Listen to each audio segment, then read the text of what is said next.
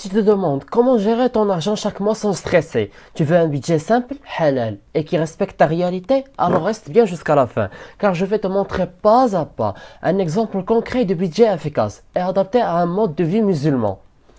Mais avant ça, tu dois comprendre une erreur que 90% des gens font quand ils commencent à budgétiser.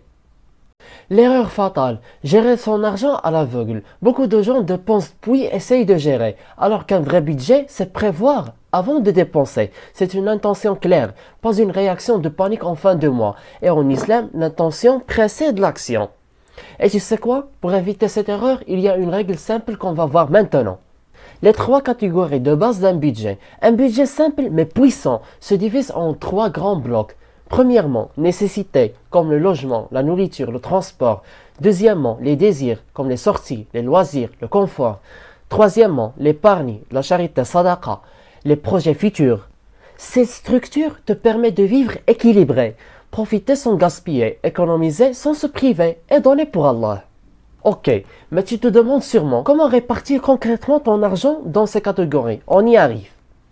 Et avec la méthode 50-30-20 adaptée aux musulmans, la méthode classique c'est 50% pour les besoins essentiels, 30% pour les désirs, 20% pour l'épargne. Mais en tant que musulman, on peut adapter cette méthode en mettant par exemple 45% pour les besoins, 25% pour les désirs et 20% pour l'épargne. Et on fait 10% pour la sadaqa ou autre selon ton niveau de revenus et de responsabilité. Tu veux voir un exemple réel avec des chiffres concrets? C'est ce qu'on fait maintenant. Alors prenons un exemple concret. Un budget mensuel de 1000 euros. Imagine que tu gagnes 1000 euros par mois. Voici un exemple simple. 450 euros pour logement, transport et nourriture. 250 euros pour loisirs, vêtements et abonnements. 200 euros pour épargne, voyage, investissement, fonds d'urgence. Et 100 euros pour la sadaqa, pour aider les parents ou pour la mosquée.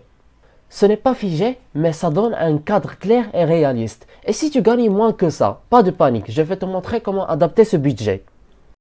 Donc, adapter ton budget aux petits revenus. Si tu gagnes 500 euros, tu ne peux pas faire pareil. Tu dois réduire les désirs, mais jamais couper la sadaqa. Même 5 euros par mois pour Allah, ça met de la baraka. L'objectif est d'abord la stabilité, ensuite la croissance. Et justement, maintenant je te donne 3 conseils puissants pour faire grandir ton budget avec baraka. Alors, 3 conseils pour booster ton budget avec baraka. Premièrement, commence toujours par donner. Même 1 euro, ça attire la bénédiction. Deuxièmement, fais du dhikr quand tu planifies. Rappelle-toi qu'Allah est Ar-Razzaq, le subsistant. Troisièmement, ne dépense jamais sans intention claire. Chaque euro est un choix moral. Tu veux transformer ton rapport à l'argent au niveau spirituel? Voici la dernière étape. Le budget comme outil de tawakkul. Un bon budget ne te rend pas accro à l'argent. Il te rend libre face à l'argent. Tu prends le contrôle, mais tu fais confiance à Allah pour les résultats. Le budget devient alors une ibada, une adoration, une façon de vivre l'équilibre, la discipline, la gratitude. En guise de conclusion, gérer son budget, ce n'est pas être radin, c'est être intelligent, lucide et aligné avec ta foi. Que tu gagnes beaucoup ou peu, il y a toujours une manière de vivre avec baraka. Abonne-toi pour plus de contenu sur l'argent, le business et l'islam. Et surtout, n'attends pas le mois prochain pour t'y mettre. Commence aujourd'hui.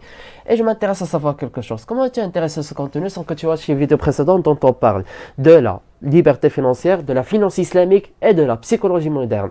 Watch-les, c'est un héritage cognitif à l'humanité. À très vite.